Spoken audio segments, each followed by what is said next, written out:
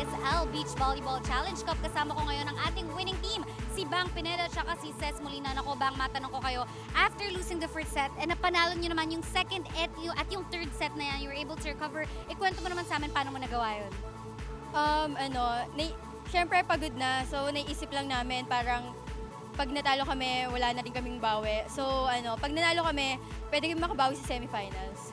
What a way to motivate yourselves, Bang. Naging napaka-effective nga. Ngayon, Ces, nakita rin namin na sobrang tight ng match from the first set, the second set, and the third set. Saan ba kayo pinaka nag-struggle? Aside from the heat, the weather constraints? Siguro nagkaroon kami ng mga error lalo na sa service. So hindi namin namamalaya na marami na pala kami na itatapon na service.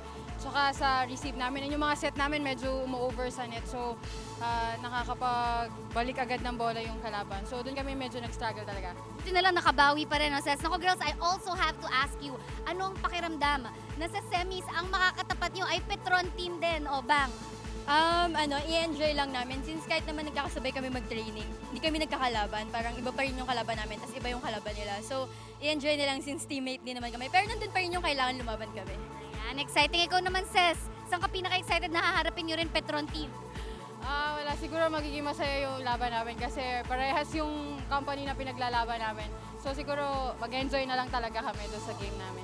Oo nga naman, win-win situation. Congratulations once again, Bang and Ces. That is all for now. Noel and Mitch. Thank you very much, Selena Dagdag, of course, with the team that's moving on to the semis. And of course, let's take a look at the highlights of set number 2. Ang haba ng ating set number 2. As you can see here, a lot of exchanges between these two, but it was more of Bang Pineda really coming out. No disrespect to Ces Molina, but Bang Pineda really did a great job in set number 3. Nakuhat niya yung Petron XCS by her placing. And nakapag-adjust siya even if, like what Ces said, yung mga sets nag-over na sa net. Nakakapag-adjust agad si Bang Pineda. Now they are in the semifinals.